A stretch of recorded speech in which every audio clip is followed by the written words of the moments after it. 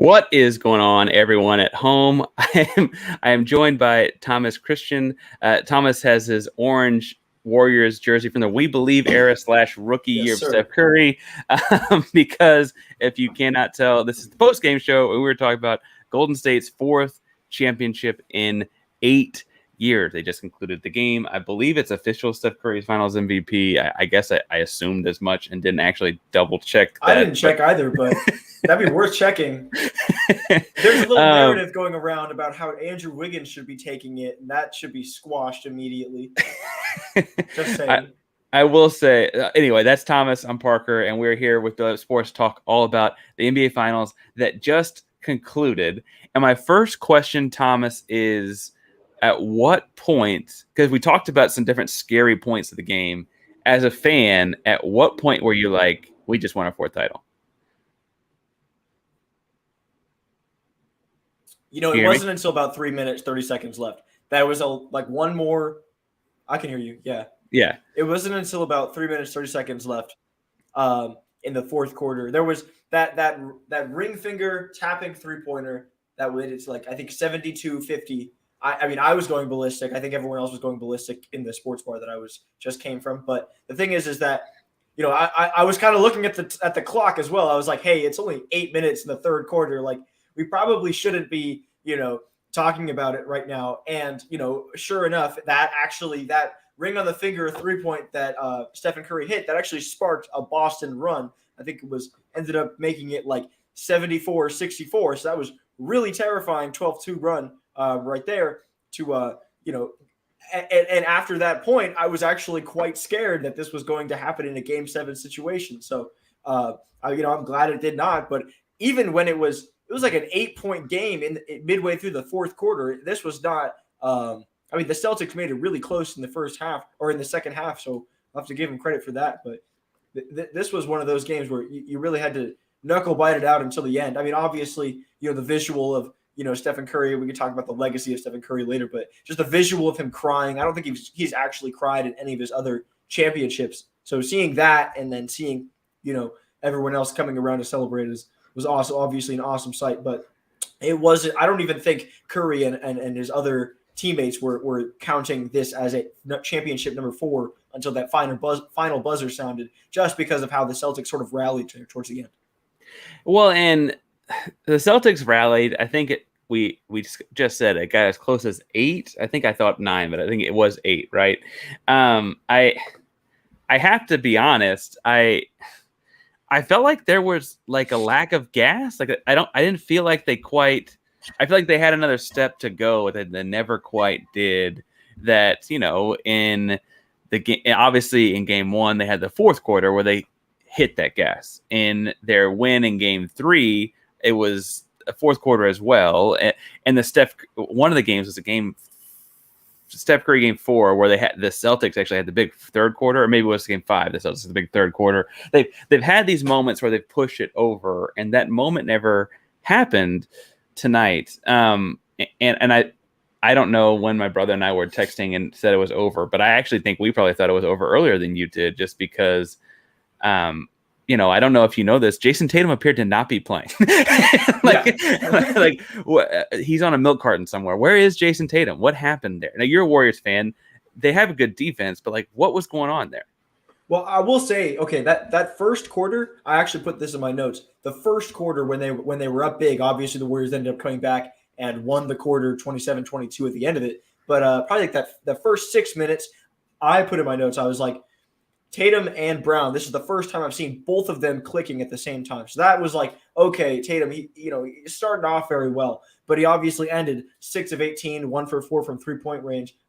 He's had a few bloopers from 3-point range in this series. He's had a few good ones too, but Jaylen Brown can get you those transition buckets. He had a great shooting night. That doesn't always happen. So that was working in the Celtics' favor. But when it comes down to crunch time, you're not looking for Jaylen Brown to do an ISO score, right? He doesn't have the handle for something like that. So it does all fall on Tatum's shoulders at the end of the day. And he was not able to deliver. He was not able to deliver in Game 5 either. This has kind of been a thing for him in this finals. I kind of wonder if this is how he's going to be in the finals. he just has not necessarily, been able to shine the brightest on the biggest stage when all of the lights are pointed at him.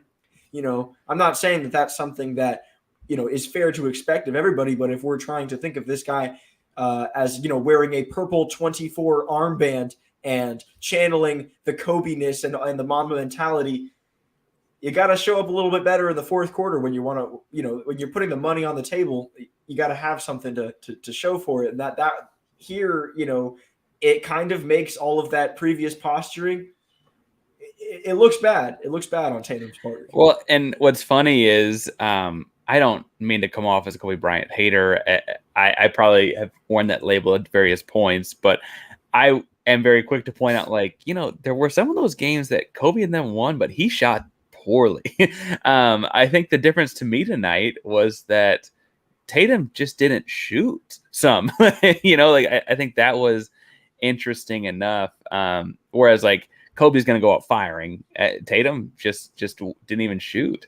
I really think his absence was kind of the part that didn't get them over that hump that I was talking about. On Boston's side of things, I mentioned in pre-pod that I still am trying to figure out what they're in any point in the series. Obviously, in the first game, they got hot from three in the fourth. But what was their offensive strategy? Like, what were they trying to attack? They had Steph Curry on Al Horford, and they wouldn't go to the block with it. And then they threw the ball away trying to go to the block with it. And then they finally did it once and never went back to it. They, I guess would run like some like switching type action to try and get a new defender on Tatum. But then he'd pull up from 15 feet, and it's like he can pull up from 15 feet on Draymond Green for all I care. That's just a tough shot. I just don't. I don't know that I understand it, and I feel like they take a lot of bad shots, or took a lot of bad shots in the series. And I don't mean to diminish Golden State's defense. They had a top whatever ranked defense throughout the season. It just felt more like bad offense to me. Do you feel like there was something going on that I'm missing on their offense? What were they trying to do? Well, this has always been kind of the thing in terms of the Warriors or attacking their defense, because you see it a lot with Kevon Looney. As soon as a switch comes on to Kevon Looney, oftentimes other offenses just think, oh, attack, right? And you saw that tonight. There were a few times where Jason Tatum had the ball, Kevon Looney gets the switch, and he thinks, oh, I can take this guy. And I don't know. That must be an Ime Udoka thing where he keeps saying, like, attack Kevon Looney, attack Kevon Looney. But when Kevon Looney's on the perimeter, he's no scrub. And sort of thing has to be recognized at some point. The Mavs had a lot of trouble with him as well. Just after that, I would say that the bigger part of, the failures from Jason Tatum's perspective is the jump shot, right? As soon as that jump shot's not falling, you could really physically see him start to tighten up on the floor. And when you tighten up, maybe you can get a three-pointer or a jump shot off playing tight, but you can't drive to the rim. You have to be comfortable. You have to be relaxed. You have to understand where your options are and make the reads while driving, right? That's very challenging things to do. That's superstar level stuff. And, if you're tight, if you're scared of the moment, like Jason Tatum appeared to be, you're not going to be able to deliver in those sorts of moments. It maybe like this is not some sort of regular season game where you're going to be able to make those reads. It's just a different environment. That's just going to be how they're going to have to approach it. I think there were just a lot of times in this whole series, but in this game as well, where the Celtics just looked very young, and I felt like that was kind of some of the difference here in this finals as well. Yeah, and frankly, in looking at the Celtics, they lost by, what was the final score, 15 or something? It felt like more than the 10. To not belabor them too much on that, we've done a post game every game, but this was the final game of the season. And looking forward, I think the positive, the optimist person would, like you're saying, be like, you know what? Brown's 25, Tatum's 24. This happens to guys at that age. They are turnover prone as perimeter scorers at that age. We'll be fine. We got those two guys in the books for a long time. But when I look at the East, I don't know that I can actually feel that way. You've got Milwaukee and Giannis. Giannis is not much older than those guys. We Trae Young in Atlanta, right? They just went to the Eastern Conference Finals a year ago. Trae Young is younger than these guys, no pun intended. Miami seems to just never go away. At some point you got to think, does Joel Embiid ever like get Philly over the hump or get out of Philly and go somewhere else? Like the East is not so strong that you're going to like be like, we have a bunch of chances at this if you're Boston. Am I wrong there to think that like Boston might have, I don't know how many chances this duo has at a title, and Boston might have just let one slip away? My sort of overall philosophy for how I read a championship window, and I'm going to use the Warriors here. I would say the Spurs kind of follow the same model where it's always going to go down to one player. If you have one superstar on your team, like the Bucks have Giannis, like the Spurs had Tim Duncan, like the Warriors have Curry, you're always going to have that puncher's chance and that sort of tentpole guy to be able to get back.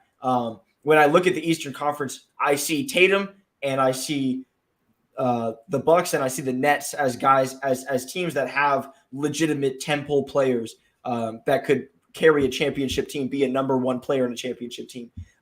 So that's where I would actually feel a little bit more comfortable if I was Boston, just knowing that you've already beaten Milwaukee. But that's going to be, I think, a theme throughout Tatum and probably Giannis's career as well. It's just those Giannis-Tatum clashes in either the Eastern Conference Finals or the second round.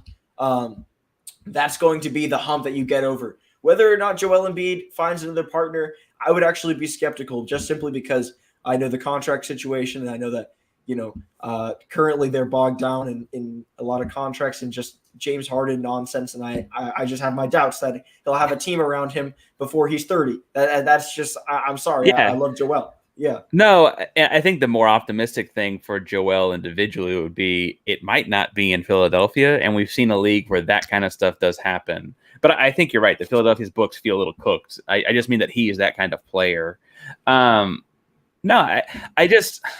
I guess if you're thinking Tatum can be one of those you call tentpole players, like I guess maybe that's fair.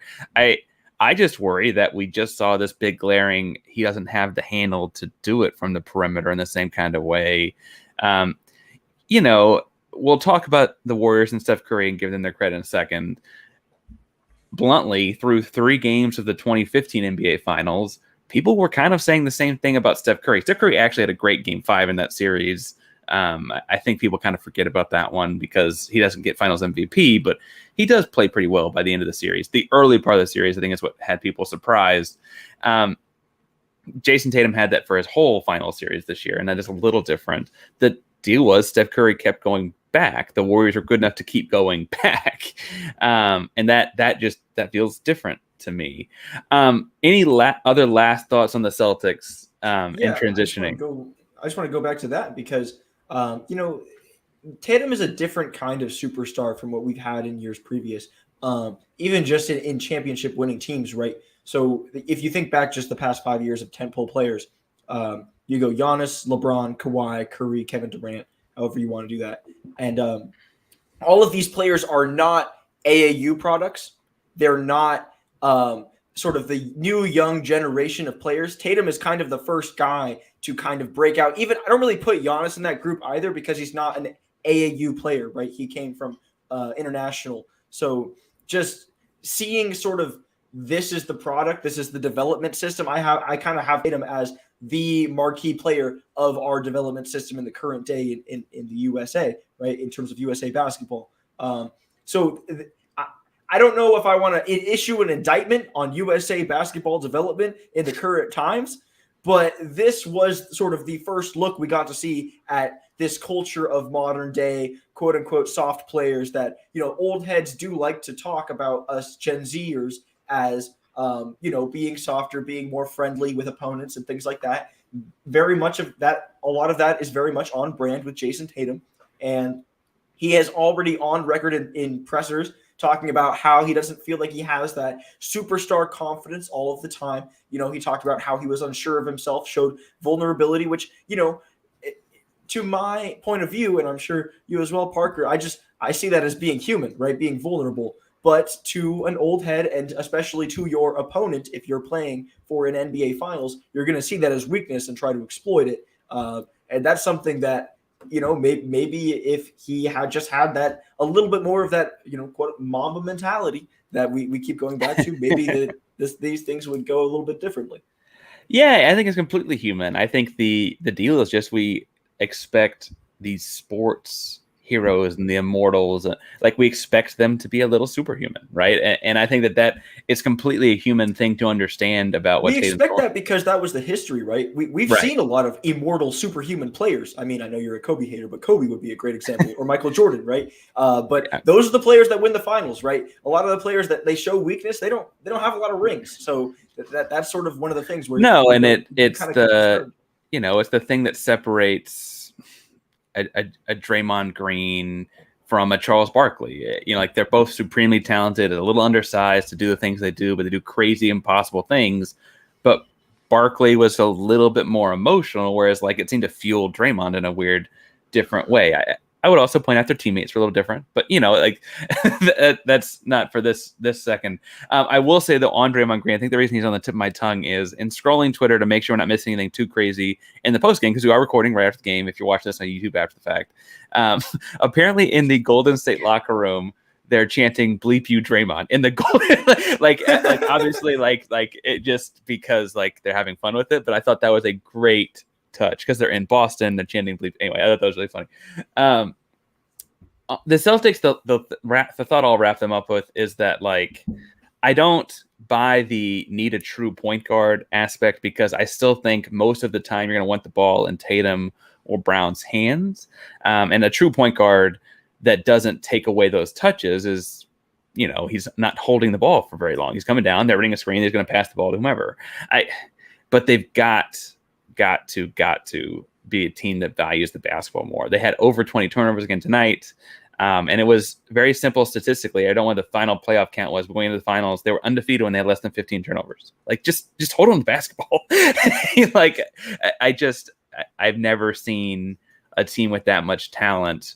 I think Dan Orlovsky tweeted out, in any sport, a team with that much talent value the ball they're playing with that little, like football, basketball, baseball, whatever. Right. And they got to find a way to fix that. And long term, I don't know how you address that, who you bring in, what you do, or if you just hope you mature out of it. But speaking of maturing and aging somewhat more like a fine wine, we need to talk about what the Warriors did. So I want to start a little bit with tonight's game, and then we can look at bigger pictures. But tonight's game, you had to be worried in the first quarter when they open up down 12-2 or whatever it was, right? Oh, yeah. Well, okay. I kind of felt like it was going to start out that way. Game 5,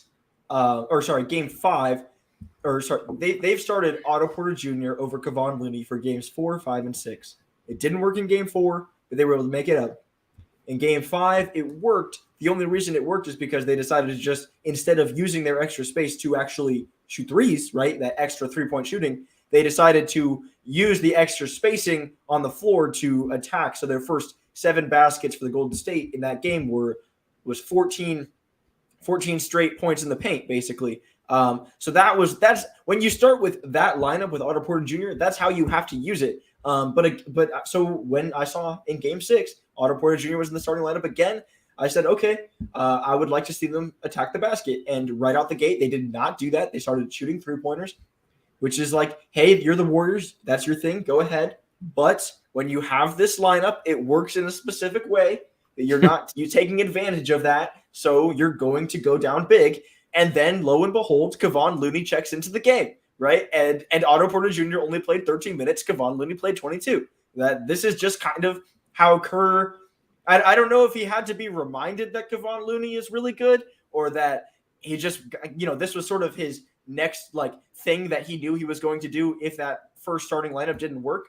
But I don't know. I immediately was like, OPJ, they're not attacking the rim. So of course, Kevon Looney is going to be the first guy off the bench. There's really no other way to combat that, because you're playing against Al Horford and Robert Williams in the paint. So the Celtics are having a really, great paint defense. If you don't have at least one guy to sort of make things difficult in there with them, then you're going to get cooked on the rebound. And that's kind of what happened at the beginning. You had 2 points and 2 turnovers to start the game versus 12 points in Boston's favor.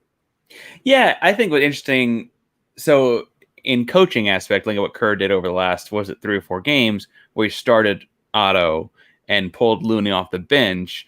I thought was interesting there was, if you looked, the substitution was then Poole and Looney for Green and Porter often, right? And what he's really doing there, I thought was interesting, was staggering Draymond and Looney to only have one non-shooter on the floor. Tonight was a little different. We'll get into that in a second. I think in looking at that now with hindsight, I probably just would have benched Draymond, but that clearly was not the way he went. And he won a title. He's one of the best coaches of all time. Maybe he's smarter than me. Tonight, Draymond played fine. I guess he didn't quite get the triple-double. It was 12, 12, and 8. But so you didn't really stagger him the same way. You pulled Otto, and then you really cut minutes away from a guy like a Poole or Gary Payton. They played 18 and 20 respectively, because Draymond played 42 minutes tonight. He played great. And I think that was kind of unforeseen and made the substitution feel a little bit less important. Looney, though, unsung hero of this run, right? I mean, Looney's been on 2 of the title teams now, and was also on the team in 19 that, like, was he on it in 17? Because he's on it in. He was drafted the year after we won the championship in 2015. Okay, so he's on the team because they lose in 16. He's on the team in 17. I don't remember in 17. Anyway, what I'm getting at is they also have him on the team in 19, where, like, injury, otherwise they probably win the whole thing anyway. He's been a part of this, weirdly feels like, as much as the big 3. Like he really has been a integral part of. They can still run switching defense because, like you mentioned earlier, he can play on the perimeter. He's a big rim defender, eats rebounds. He's really a big, big part of what they do. And he's kind of this unsung hero. He does dirty work. What'd you see out of Kevon Looney? I mean, he played 22 minutes tonight, didn't score, but it didn't feel like he needed to. It's just really nice to watch him because, you just sort of look at the measurables, 6'9", not the biggest guy, kind of weird looking, just in terms of, being on the court. He's got this weird haircut, big buck teeth, and people are like, oh, who the heck is this guy? Why is he in the Golden State dynasty? Just people he doesn't fit. He doesn't fit. We think of, like, San Francisco, this sleek, nice looking city, and Steph Curry as this sleek 3-point sniping, team, but he doesn't really fit that same mold. Kevon Looney is much more, Oakland than San Francisco here, but he knows how to play with the Splash Brothers, and he knows how to it's almost like I'd really love to interview Kevon Looney, because what I ask him is, do you have a look with Klay Thompson and with Stephen Curry before they shoot, so to get into that little low post and grab the rebound? Because it's almost telepathic, and I try to look to see if his head turns or something. I haven't seen it yet. But I feel like it's definitely there, because there has to be some sort of signal where you're firing, okay, I'm getting into the post and I'm going to get this rebound. He's had some incredible 20-plus rebound performances going on this whole run. Obviously, he had 7 tonight, but in less minutes. And in some of those other matchups, not necessarily in the finals, but definitely against the Memphis Grizzlies and definitely against the Dallas Mavericks, Kevon Looney looked like one of the better bigs on the floor, and just in terms of his low post presence and just rebounding ability, and he was able to really hold his own. I don't know if you've noticed this as much, Parker, but for me personally, I've noticed the biggest step forward for Kevon Looney's game that I think is going to be really important going forward is just his perimeter ability. It's a very underrated aspect of his game, his ability to come out onto the perimeter in order to contest threes or just guard other players. And, if he knows that players are going to look at him, because he kind of looks weird, he kind of has this, like, hunched shoulder look. They're going to be like, oh, this guy, yeah, I'm going to get him switched onto me and I'm going to cook him, right? That's not necessarily what happens when you switch him onto the perimeter and you get a one-on-one situation with Looney. Looney tends to hold his own, and he did that tonight. And we've seen that just having a few guys like that really helps when you're trying to win a championship. Yeah, I think what's interesting is, generally speaking, if you're a guard in the NBA and you see a 7-footer in a t-shirt running at you, you think you can just go by them, right? And That's just not the case. I do think that his perimeter defense is part of what made their defense. Again, I have problems with the Boston offense, but I need to give credit where credit's due. The Warriors defense was phenomenal statistically throughout on averages throughout the whole season. I guess it had ebbs and flows like everyone does. And then the playoffs, they ramped it up another notch. I mean, we talk about Tatum, and you mentioned the AAU thing. Luka Doncic, not an AAU guy, but of the same generation, felt like he was coming up next, and the Warriors defense did a number on him and the Mavs as well, right? After we just saw them dismantle Phoenix.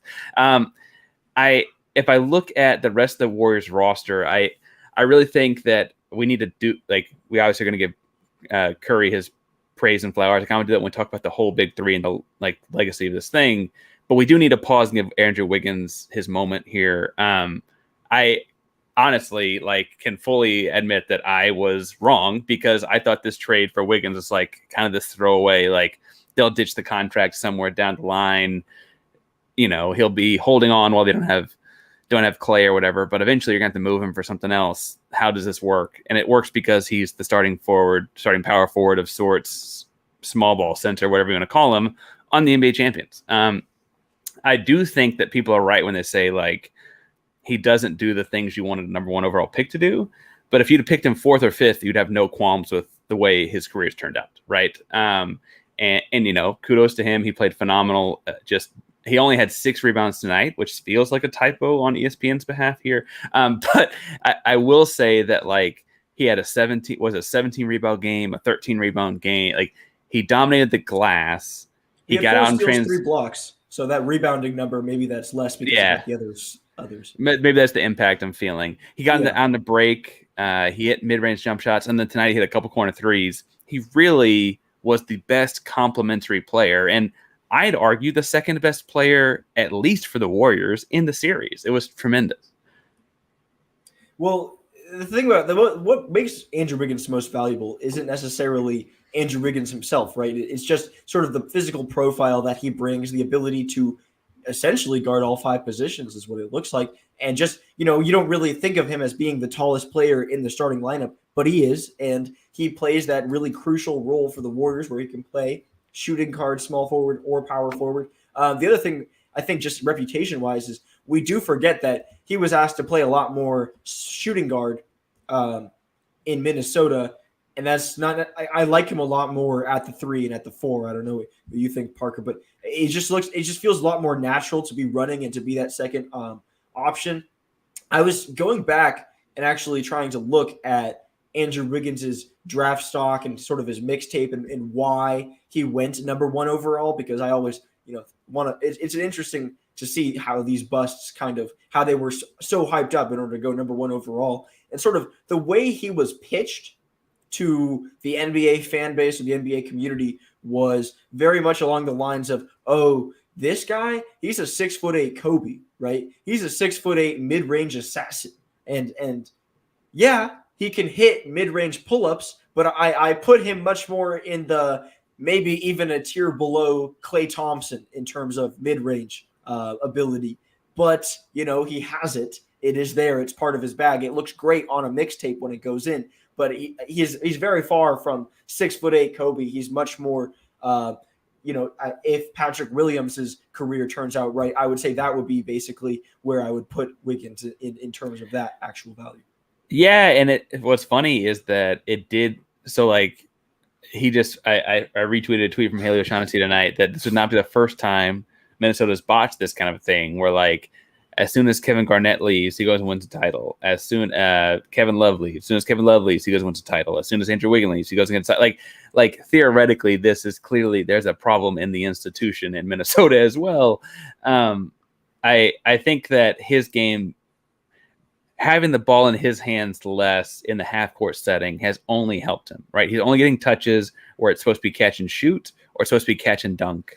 And then he gets the ball in transition and does his athletic thing. I recall him at Kansas when he came out being the 6'8" freak athlete that you just can't pass up that kind of an athlete. Athleticism aside.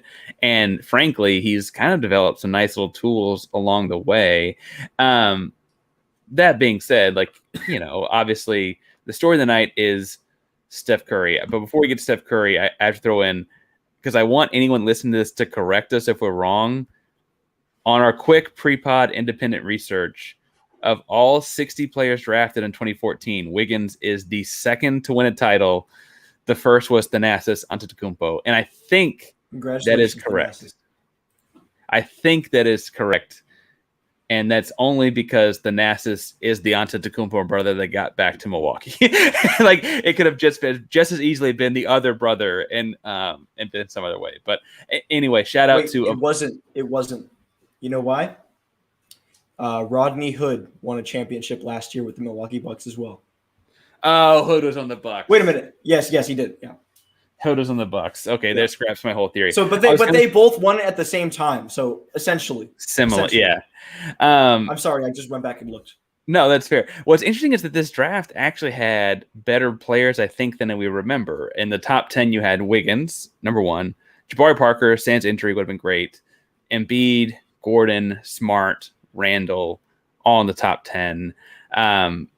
Sliding into 13, you had Zach LaVine, which seems wild that he would fall down to 13. Nurkic was also a first-round pick. Clint Capella was a first-round pick. Joe Harris in the second round. Obviously, the big pick from this year would have been Nikola Jokic, was in the mid-second round. And, that's because we don't watch a lot of Serbian basketball, I guess. But not a bad draft. And had you just taken, again, Wiggins in the 4-5 range of that draft, I think it feels accurate, right? If, like, Joel Embiid goes first, it's like, okay, like, Wiggins is 3-4. That's fine. Like, that, I get that. All right. A guy that was not drafted in the top 5, Steph went 7th, right? In the 2009 draft. That sounds right. Steph Curry, Finals MVP, another big-time, put it in the record books kind of performance. 34 points, 6 of 11 from 3. At one point, he was 6 of 8 from 3. And frankly, it felt like he'd made all 8. Obviously, the clip where we've alluded to a couple times now, where he's pointing at the ring as he's walking down the floor, like, that will be used in the Steph Curry 30-30 documentaries from here to the end of time. Talk me through the game tonight. Talk me through Steph Curry's game tonight. The Golden State Warriors, their mantra, I don't think that's really their mantra this year. It's gold-blooded. But before that, it was always strength in numbers. And that strength in numbers kind of disappeared through these first 2 quarters, where the Warriors were looking for a way to escape with a lead. Obviously, in the second quarter, they kind of started to run away with it a little bit. But it was really all Curry. You said he was 6 for 8. When I was looking at it, that was a little earlier, because he was 5 of 6. And just the way that he came out on fire is something that you're not used to seeing. Usually Curry's very passive to start the game. He does that on purpose to try and see if maybe one of his other teammates, namely Klay Thompson, is going to get really hot, because instead, if that's the case, he won't step in. He'll feed the ball to other players and use his gravity in that way. But when he does decide to step in, about that 3-4 minute mark is when he will kind of shift gears and sort of ramp up and start taking 3-pointers. I think he missed his first one, but then made 5 in a row. I think that was what happened, because I'm pretty sure I recall him missing the first one. And that's usually how it goes, is he misses the first 1 or 2, and then all of a sudden he gets a few shot attempts. He gets that rhythm down, and then he just starts kind of they just tally up. If we want to talk about a legacy in the 21st century of an NBA player, right?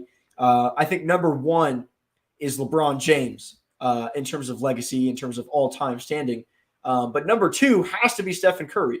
You change the game. As I say, in a Stephen Curry jersey, but if you change the game, if the game is literally unrecognizable, post 2015 or so, I would say that you're number 2 in legacy. I was going to say it, Parker, when we were looking back at that 2014 draft. It was so interesting to look at sort of the players that did and did not work out, because one of the most common themes amongst all the players that ended up working out, they all shoot the 3. Besides Joel Embiid, they all shoot the 3. And in 2014, we did not know that was coming at that point. But the game changed. Certain players survived and certain players didn't, and that was just how it went. Andrew Wiggins was one of those players that was able to survive, but the guy who created all of this change was Stephen Curry. He has started the dynasty. this might be not the last part. He's 34 years old now, and he was able to put up 34 points in a game 6 on the road in the finals.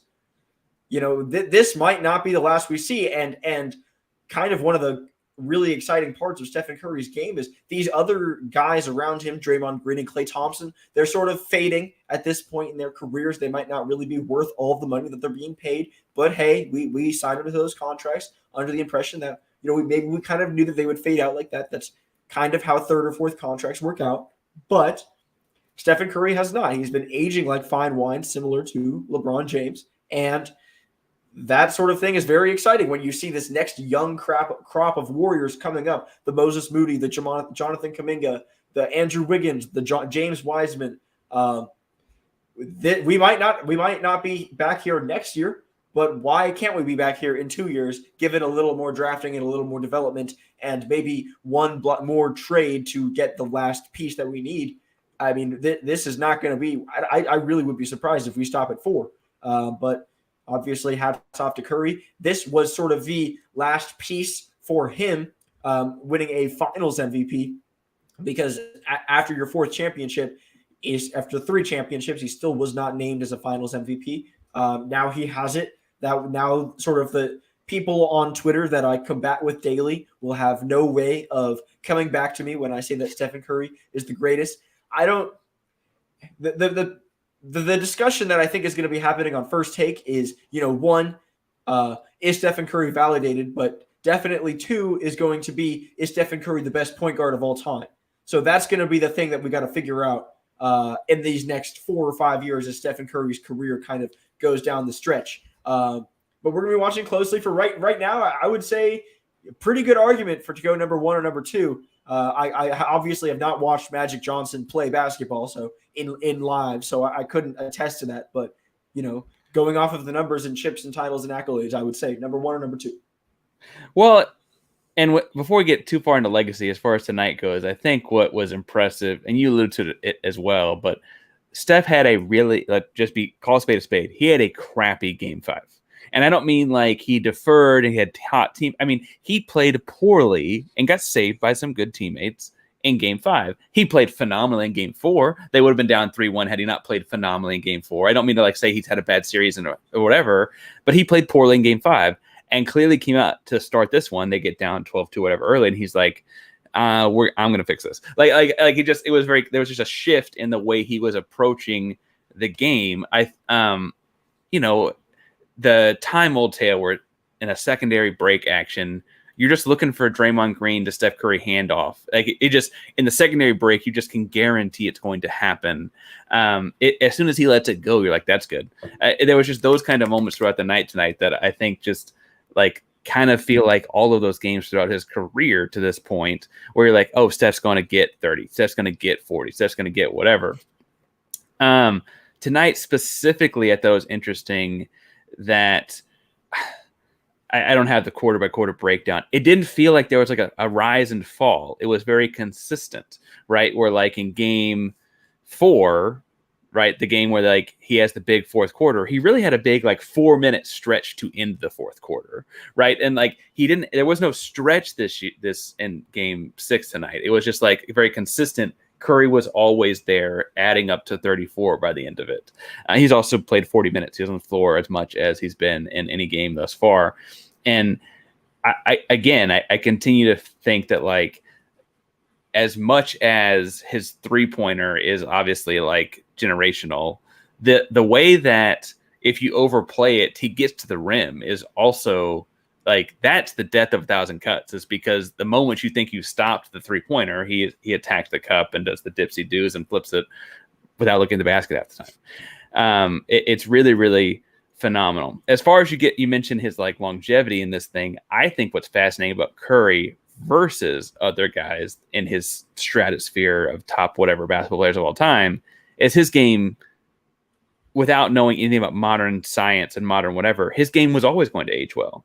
Because if he can barely walk, he's Ray Allen, right? At the very minimum, he will always have a spot. At least playing at 40, he could be a 6th man on an NBA team. That jump shot doesn't go away like that. And I think the Warriors have an interesting spot They have this title. They should enjoy this title.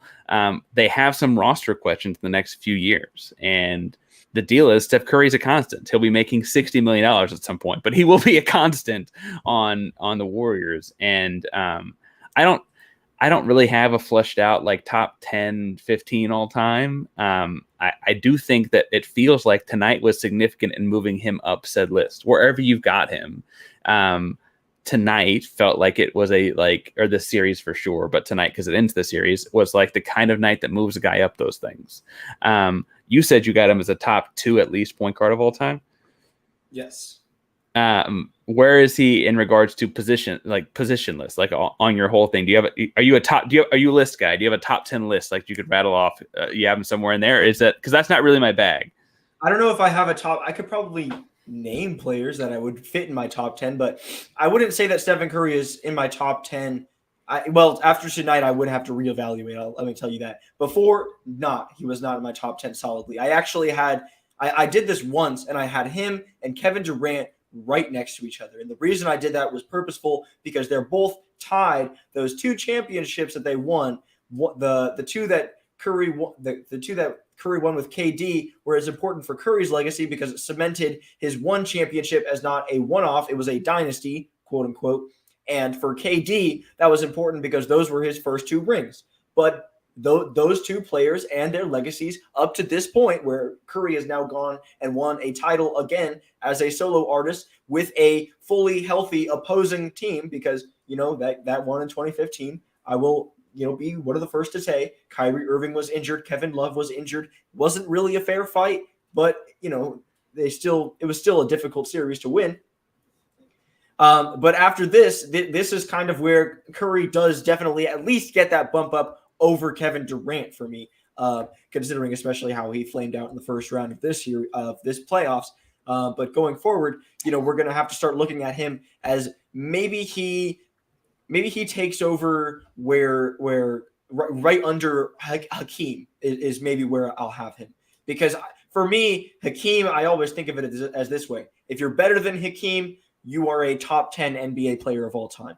But Hakeem's number 11, and he's kind of always been in that solid number 13 to 11 range on most all-time lists. So I always consider him 11th, and if you're better, you're up top in the top 10. If you're worse, then maybe you're a top 15, top 20 type player. I don't know if I have Curry over there yet, but Yeah. Also, the other thing going forward, maybe 20 years looking back, we might think of Stephen Curry as the god that changed the game and unlocked the three-point ball. So there might also be something there where, after he retires, we start to kind of move him up the ranks, not posthumously, but post-retirement, I guess. But yeah, I think the unfortunate thing is that, and I say this as a guy that watches, because I coach high school basketball around the country, I do think what's interesting is that, like, the three-pointer is absolutely here to stay, and this is very much a tangential kind of, but there's also not going to be like the three-pointer can be here to stay and be an integral part of how the game is played for the next 3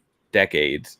That doesn't mean there's going to be another Steph Curry. He does it differently. and I guess that's like shooting will continue to be more and more important, but also Steph Curry off the dribble over a double team from 38 feet away. That's one of one.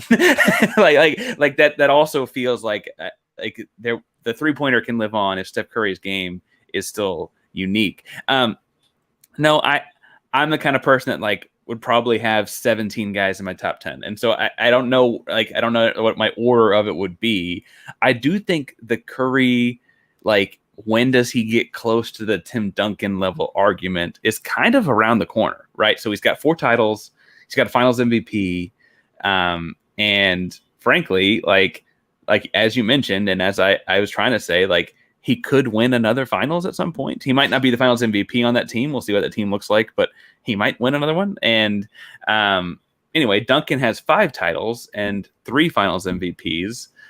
He didn't win the one MVP in 2007. That went to Tony Parker. And then he didn't win the finals MVP in 2014. That went to Kawhi Leonard, right? But also that, like, doesn't feel like that horribly different when you factor in that, like, Curry has 2 regular season MVPs and like those, it, like, starts to balance scales a little bit. Definitely in the all-time rankings, the other thing is that The only true point guard, I mean, I guess Magic Johnson, obviously we consider him a point guard, but he's 6'9". The only other true point guard that you could maybe consider for the top 10 would be Oscar Robertson. Almost all the other players in the top 10 are not defensive liabilities. And I feel like because of that, fundamentally, Curry being not the best defender, right? You can talk about two-way Wardell, but I don't know if I necessarily buy into that as much as Bay Area beat reporters would have you believe. But I do think he is a little bit of a disadvantage being 6'2", being, if he's not a minus defender, he's definitely a neutral defender, and that's about all you're going to get on that end. Give him credit for figuring out a way to get to neutral in that way, but he's basically there. But getting into the top 10, that's going to require a lot of just like one-on-one, how does he beat this guy? One-on-one, how does he beat that guy? And being the smaller player, being a point guard, that's going to be difficult to contest with some of the other guys that are the lower end of the top 10. Lower end of the top 10 is like Duncan, Shaquille, Olajuwon, some of the bigger players, just physically huge players. It's difficult. And you naturally have a more impactful role in defense when you're a Giant. I will say that I think, and this, again, I've been blocked by like Warriors World and a number of different people on Twitter. I like people think I really hate this team, and frankly, I just am a Rockets fan. But the interesting thing I think about the like Steph is too small argument is that seems to really come from like in the history of basketball, comparing him to his peers on these lists of sorts. A 6'2", 180-pound point guard at just a pure point guard perspective, that's bigger than Chris Paul. Like that's not actually that's for a positional look. That's not that small. This too small comparison is like, but he's competing toe to toe with LeBron freaking James. That's where the too small thing is. Like where he fits in the grand scheme of things, he's so much smaller than all of those guys. And that I think has some weight because, like you articulated, the idea that he has to make up for what he lacks from Tim Duncan on the defensive side. He has to make up for that somehow. And I think that becomes a more fair argument. Steph Curry had the finals everyone was saying he couldn't have. I think the interesting thing is if you go back and look what people say he couldn't have or didn't have, because there's an argument to be said that Steph Curry has always been able to do this. He just didn't have to. He had a really good team in the previous 3 iterations of the Warriors. This one was not great. Do you think that there's any difference there between he didn't have or couldn't have had this kind of finals before? It does have to go into a little bit of the roster construction around him. Definitely getting over the hump in 2015, I would say that was the first year where he could have really done something like this. Going forward, sort of his touch at the rim, that's always been kind of the part where he's improved. So I would say last year and this year, maybe that broken hand year could have been a championship year, but he had a broken hand, didn't have Klay Thompson. So definitely these last few years looked like they should have been the window where he was able to rattle off a championship. But really, this was the first year since 2019 where everything's lined up for him in a way where he's actually been able to have enough support, have the floor set so that he can raise the ceiling and be able to, bring home a championship. Before that, it was always, the Kelly Oubres, you had Michael Mulder, you had Juan Toscano Anderson, all of these random players playing for the Warriors. You're just not going to be able to win a championship, especially when you don't have Klay Thompson. I mean, this is the first part of the dynasty since 2019 where you've been able to get Klay Thompson back on the floor. And, he didn't have a huge effect on this series or in the playoffs in general, but just his presence on the floor, I feel like that does make a difference. I also, just because you mentioned the name, we should shout out Juan Toscano Anderson is apparently the first Mexican-American to win an NBA championship. Shout out to Juan Toscano Anderson. I wouldn't have known that before I saw it pop up on Twitter. I think in looking at like past Curry arguments that the deal is, as you mentioned, this is kind of the nail in the coffin to those Twitter arguments. You'll have a picture of him with a finals MVP trophy. And if you are like rectangular enough to think of that as important. He's got it, so he checks the box. I think it's. I'm seeing funny tweets pop up on the side here. Things about Steph Curry and Steve Kerr. Steve Kerr has won 33% of the last 27 NBA Finals. That seems, between obviously being a player and a coach, that seems particularly good. I don't know how to say it. Any other? We're wrapping up this season. Any last thoughts on this Warrior season before we start looking at what comes down the road for them?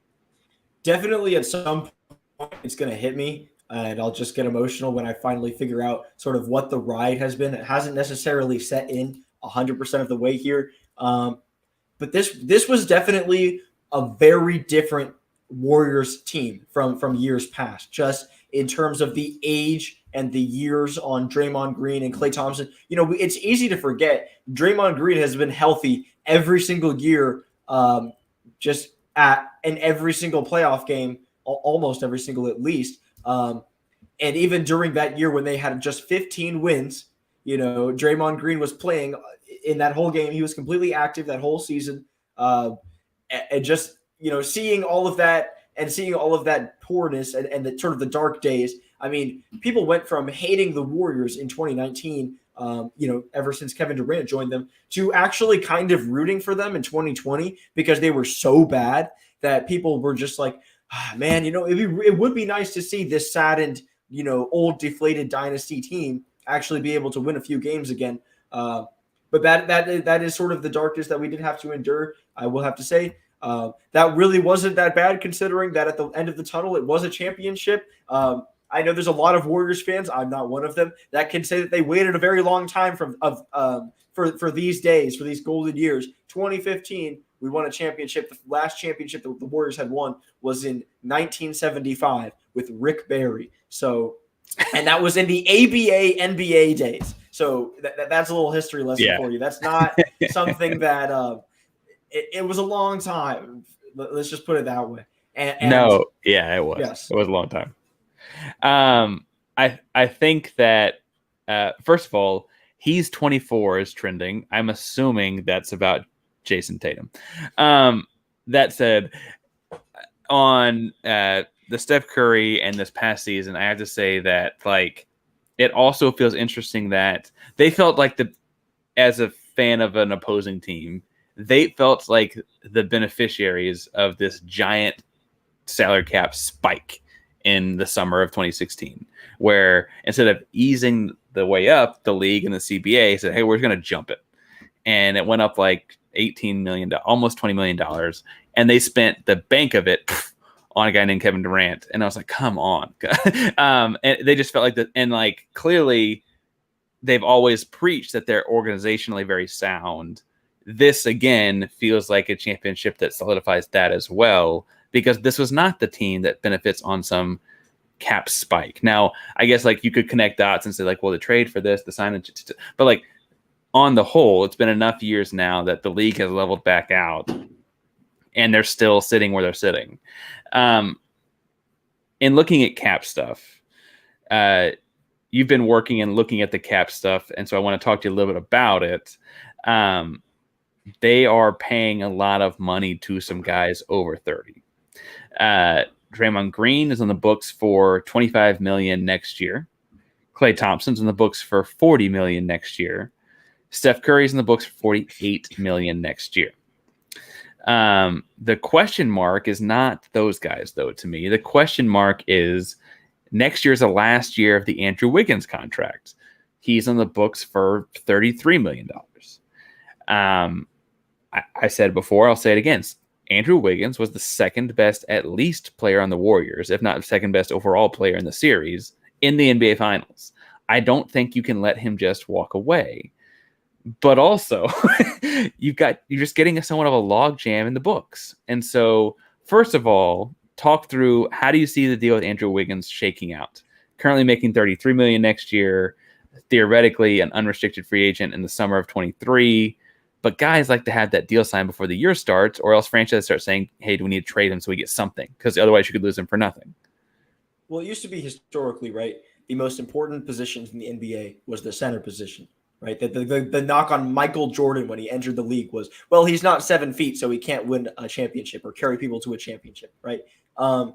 Right now, if you were to ask general managers around the league, the most important positions are the 1 and the 3. If you don't have a good 1 and you don't have a good 3, you're not going to have a great team. And you look at the Warriors, right? They've got an excellent 1 and an excellent 3. I told you before the podcast, I think Andrew Wiggins, when he becomes an unrestricted free agent in 2023, he'll be a $35 million player because of the positional needs, because of just the length and size and just the ability to hit the 3 ball. All of those things culminating, that's going to warrant 35 mil because there's not a lot of players that can do what he does in the NBA. In terms of how we're going to actually see that executed, because in 2020, I believe he was actually traded after New Year, so that'd be 2021, the D'Lo Andrew Wiggins trade. Right. That would not count. I don't know if I'm not 100% sure, but I don't think that counts towards a bird year. So in order to I don't have that in front of me, go into the salary cap, you have to have 3 bird years. I think he has right now. This is his second. So next year is going to be his 3rd bird year. So after next year, Wiggins will be able to, or the Warriors will be able to go into the salary cap or go past the salary cap to be able to re-sign him. But he'll have to become an unrestricted free agent before he does that. So that will be an interesting free agency right there. So you're saying I don't know if other teams would necessarily want to jump at 35 mil, but if I'm the Warriors, I would. Like that's kind of where I go from there. I don't know if other teams would value that at 35 mil, but that's kind of the price that he's going to command, I would say. Yeah, so what you're saying is that if you're a Warriors fan, they don't get the extension finished this summer, not to hit the panic button. That could be just the logistics of we're going to wait until July 1st of 2023 to then sign this new contract because that's just the date we have to do it on. It doesn't have to happen this summer in the same way. Yeah. Essentially, I wonder. Not that he would leave the Warriors; they just won a championship. There's no bad blood. I wonder if he would get more money elsewhere. Like if Toronto, he's a Canadian. Does Toronto say, "Hey, we'll put you with OG Anunoby and we'll give you 40," right? Like just something different. What about publicly? He said publicly too that he said publicly about generational wealth, how he wants to create generational wealth for the rest of his family. And he's talked publicly about how he wants either basically as close to a max deal or as much money as he possibly can get. So that to me indicates not as much loyalty to the Warriors. Obviously, maybe after winning a championship, it's a little bit different now. But when he said that, it was, I don't know if I'm necessarily 100% locked in at Golden State. If they love me and they're paying me, hey, fine. But, going forward, I would take more money.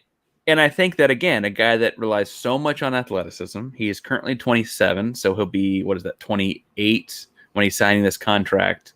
Bluntly, that's probably the last giant contract he'll sign because he doesn't have the game like Steph Curry that will age out forever. That might be the last big contract he signs. I absolutely understand a guy saying, I need to get this money. And frankly, I can't be critical. I'd like to get paid more money too. I absolutely understand that at a human level. I just wonder what they're going to, because on their 2020, so the year that they'd be re-signing him for is the 23-24 year on the books. They'll have him for whatever you're saying around 35. Clay will be making about 43. Steph will have just broken over 51, almost 52 at that season. The big thing that I think is interesting is that I'm assuming Draymond Green will opt into his player option at 27.5 because I don't imagine that he'll be then 34. I don't imagine he signs another big contract after 34 where he's making over $20 million a year. And I feel like he'll take every penny of that 27.5 to make sure he has the 27.5. And that really does kind of cook the books for a second. We both mentioned we think Steph Curry plays beyond the rest of these guys as well. I mean, he's signed currently through the 2025-26 season. I think he plays longer than that. But that book is looking awfully crowded for 2023-24. We haven't mentioned that's before you pay Kuminga a second contract or Wiseman a second contract or Poole a second contract or any of those guys. And you do have to find money for those guys at some point too. It hits at different times for each one. How what do you see them doing with the Draymond Green situation as they get towards that point?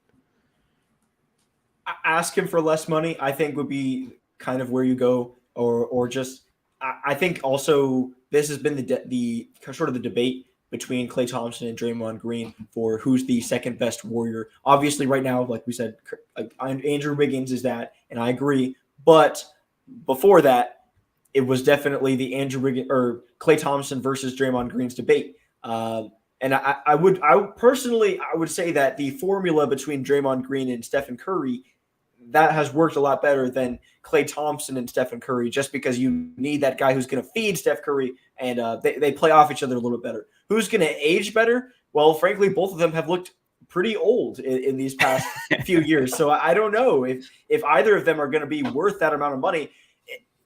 Are we going to be really cutthroat here and offer them each like 10 mil, 15 mil to come back? I don't know. That's going to be a really interesting situation for sure. But if I were the Warriors, I wouldn't be looking at Klay Thompson and Draymond Green going forward. I would really definitely starting basically this offseason, so tomorrow, trying to figure out who's going to be the next generation of people that we can put behind Stephen Curry and make this into a championship team, right? This was kind of the point. Obviously, the Spurs won 5 titles, and we won 4 so far. But this was kind of the point in sort of the run for both teams where, hey, maybe it's Kawhi Leonard, maybe it's Tony Parker going to be taking over that dynasty. Obviously, they weren't able to properly transition out of the Tim Duncan era, which, if you have a superstar and he retires, it's pretty difficult to come back from that. So, and the funny thing on the Spurs, this is not a Spurs podcast. The funny thing on the Spurs to me is it was supposed to be Kawhi Leonard, and they pissed him off. Right, like that was very clear. That could very easily happen with Jordan Poole, Jonathan Kuminga, or James Wiseman, where you could just make them mad and they want to leave, and then you're right. I've always kind of talked about this. I think the Warriors front office, they've got a very good scouting team. Clearly, they've been able to find a lot of really good pieces and a lot of really great talent. I don't know if I kind of buy into this sort of idea that the Warriors front office is so holier than thou, so much better run, and so ahead of the league. Quite frankly, I think they're dealt a very good hand each year, and they've got owners behind them that have a lot of money that are willing to spend very deeply into the tax. I mean, if you were to ask the owners, right, hey, would you bring all of these players back if it took max contracts every single one? I don't know if you'd go for that, but if you're overpaying every single one of these guys, you can, because in terms of salary tax rules, you are able to pay well into the tax. There's technically no limit if you're just paying your players that you've already drafted and players you drafted. And for folks on listening, the rules that Thomas is alluding to involve players you've drafted, and then a luxury tax is it eventually gets up to the point where for every dollar you're paying a player, you then also pay $1 to the league. The league does league business gets to like with $3 or $4 at some point. It works its way up to where essentially paying Andrew Wiggins $35 million a year costs Warriors ownership more like $100 million in a year. That said, as you mentioned, much like the Mark Cubans of the world or other fanatical owners, the Warriors ownership has been like, we'll pay it. Silicon Valley money. That's just kind of how we are able to do it. They've got the cash, they're passionate, and they want to do it. And so, with as much crap as I give the franchise about like moving from Oakland to San Fran and how the Chase Center will never be Oracle and all those kinds of things, the ownership wants to win and they'll pay money for it. It'll be a lot of money. I do have to say, like, I want to drive this home, right? Yes, we have all the money. You do have to draft the players in order for this kind of team building thing to work, right? You have to draft. You do have to hit on all the draft. Like the idea that we just have way more money than everyone else, that we're buying the titles. You can't say that. Brian Windhorst had some take where he talked about the financial backing that the Warriors had and how it was sort of a competitive advantage around the league. And I was just like, you can't say that because we drafted the guys. But I'd say the part that negates the ownership is the luxury tax rules apply differently, as we're saying, to guys you drafted, right? So like it wouldn't have applied to Kevin Durant, right? But they can pay Steph, Clay, Dre, Poole, Wiggins, not Wiggins, Poole, Wiseman, whomever that they've drafted. They can absolutely do this with. And I think that is a noticeable difference. You do have to draft the guys to do this with them. That doesn't mean that they don't have the money too, but you have to draft the guys to do this with them.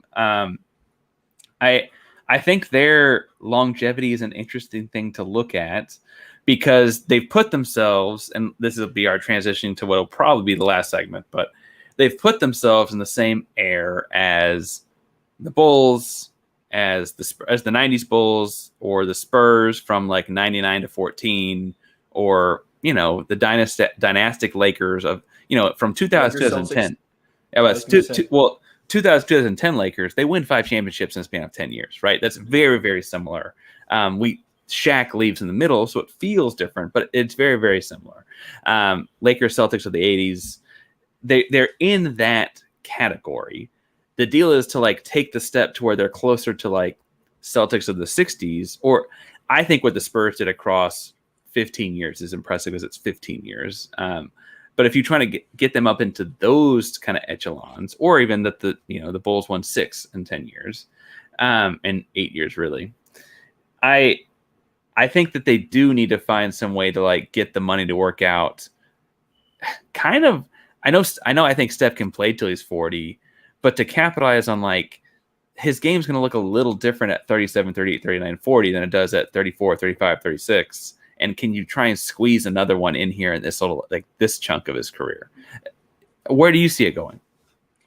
I think you definitely can. I don't know if it happens next year, because there are also a lot of one-year contracts that kind of made it work, right? Otto Porter Jr. would be one of those guys I would point to as a one-year contract where it's like, hey, and then you don't really know what's coming in after that.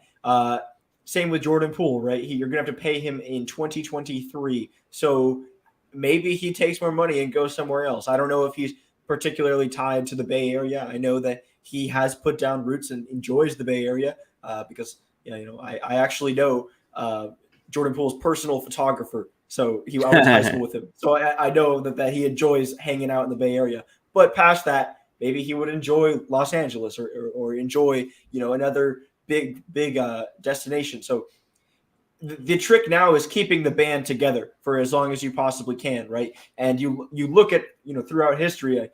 My parents would always, obviously, I'm too old or too young to remember all the young rock bands of the 70s, 80s, 60s, that sort of thing. But every single rock band that came up, right, where you have a big dynasty, the Rolling Stones, the Beatles, they end up breaking up. Well, not the Rolling Stones, but they end up breaking up. And there's some sort of thing that happens, right? It's just kind of how these things work, right? If you have a bunch of people together in a room for 10 years or 15 years, at some point, feelings will be hurt, or feelings that were ignored or put off to the side or held deep down for maybe 3 or 4 years will come to the surface, and something will happen that's going to create friction. So the challenge now, from basically now until Steph is 40, is keeping that sort of extra effect to a minimum. I think the Warriors have done a good job at mitigating that so far, but we don't know what's going to happen in the next few years. We don't know the sort of sacrifices that some of these guys have made. I'm sure Klay Thompson and Draymond Green specifically would be thinking, hey, what if I was the number one option on my team when I was in my prime? Would I have been like Steph? Would I have been remembered? I don't know if that would really be the case, but that's definitely got to be on their minds at some point. So we got to be thinking about that sort of thing as well. There were a lot of players that sacrificed for Stephen Curry to be able to lift the Finals MVP. It's not just a one guy sort of thing, and I understand that he's sort of the centerpiece, and that he also sacrifices. But he at the end of the day is the guy with his face on more posters than Gary Payton II or Chris Chiozza or some of these other bench players. So there is also that factor that we're going to have to see how they mitigate that. It's going to be interesting to watch happen. I need to shout out the NBA draft is just like 2 weeks from tonight. No, a week from tonight. A week from tonight, the NBA draft happens, and Sean Patton and Brad, I'm sure will be on it too. A bunch of Belly Up people are running an NBA draft show that'll be through much of the same channels. So if you're watching this, make sure you go watch that as well. That'll be live throughout the draft. There will be chaos in the draft. Frankly, there's already chaos. My Houston Rockets have already traded Christian Wood for another first-round pick. Like, we'll see what happens. We'll do the draft when we do the draft, but make sure you check in and log in and watch that as well. Thomas, I don't know if you'll take a hiatus at all for the offseason, but you do a weekly NBA podcast. Tell people where to find you at. I'm not taking a hiatus. We are the Goated Podcast. Go follow Instagram at the Goated Podcast, or follow me on Twitter at ThomasGoatNBA, and it's right there. Also, I will be on that Belly Up show for the NBA draft. Me, Brad, and Sean have worked really hard to put it together, so we're excited to present sort of like the Belly Up NBA draft show, as they do a Bleacher Report NBA draft show, a Sports Illustrated NBA draft show. We're the Belly Up NBA draft show, and we're excited to present it to you guys. It's going to be a lot of fun. A couple cool guests coming through too, including like international basketball player and stuff like that. So it's a fun show. Make sure you go check that out. My name is Parker Ainsworth. My handle is on the screens at Painsworth512. Evan Sports Podcast comes out a few times a week. I'm a teacher, and it's FN Sports, grading sports. I will say that the summertime as a teacher means that things come out a little bit random days. But during the school year, we're usually 2 to 3 times a week, Monday, Wednesday, and often Friday. Thank y'all so much for tuning in tonight. Congratulations again for the 4th time in 8 years to the Golden State Warriors for another NBA championship. Shout out Steph Curry for finally getting that elusive Finals MVP, and to Purple Shoes Everywhere, because I think the unsung hero is the purple sneakers that Steph Curry apparently was undefeated in the NBA playoffs. So go get a pair of whatever the Steph Curry, I don't know what number they're on now, but the Curry Under Armour basketball shoes. This is his new brand. Yeah, the Curry. Anyway, thank you for logging in tonight. Take care, everybody. See ya.